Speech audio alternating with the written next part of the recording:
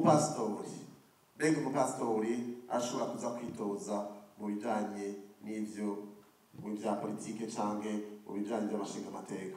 Ikibazo ca mbere, ibintu byose mandeke kubisigura bijanye n'ingene bita pasitori. Atari abapasitori ni bande bene? N'abasoda, n'abagoronome, n'abapolitiki, n'abakinyi b'umupira, n'abandi n'abajournaliste bagiye kuza kwitora. Kubera iki? Amategeko avuga ko mu Burundi hitoza umwenegihugu akwije ibisabwa n'amategeko. Nta n'umwe bakumiriye. Ko witwa umupasitori, ko witwa umupadiri, ko witwa umukinyi w'umupira, kuko ari akazi ariho kose, kuko uri Umurundi afise uburenganzira. Ico ni icambere. Ica kabiri, Bibiliya. Hari hantu Bibiliya yigeze ivuga ngo umuntu umukozi w'Imana afise uburenganzira bwo gushobora guterera mu bijanye n'ubuzima bw'igihugu. Ko tubona nk'abizera Kristo ijambo ry'Imana tubwira ngo twahinduritse kuba abami n'abaherezi. Kubera iki dukora ivyo bintu bibiri? Uyu munsi ibijanye no gutunganya intwaro ntivyafatiye ku co Bibiliya ivuga.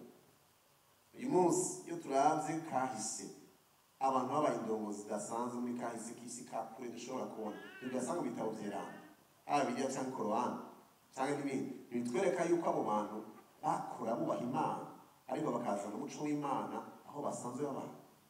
Uyu munsi ko mufata indege mukaja Dubai, mukaza gusumirayo mukahakunda, ko mu ndongozi z'igihugu ca Dubai atanumwe atari umushehe, bakoze amakosa kubera ngo biremberwa ko umuntu ari umuyisilamu ari umushehe ni uburenganzira bwiwe.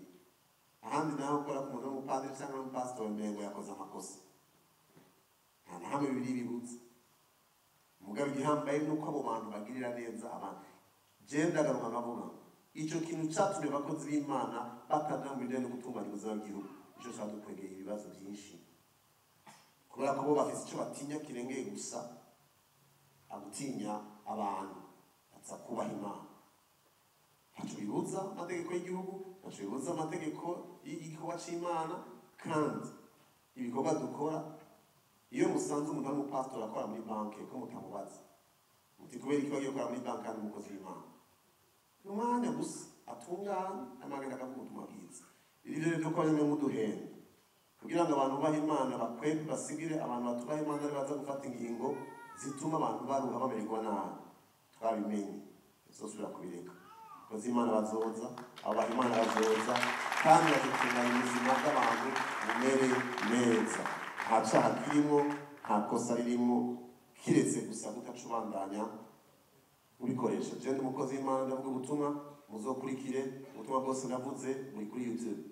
Nimwasanga umunsi umwe narafashe ubutumwa nkabuhindura kampani yo kwitoza, muzovuge muti yarataye umuhungu.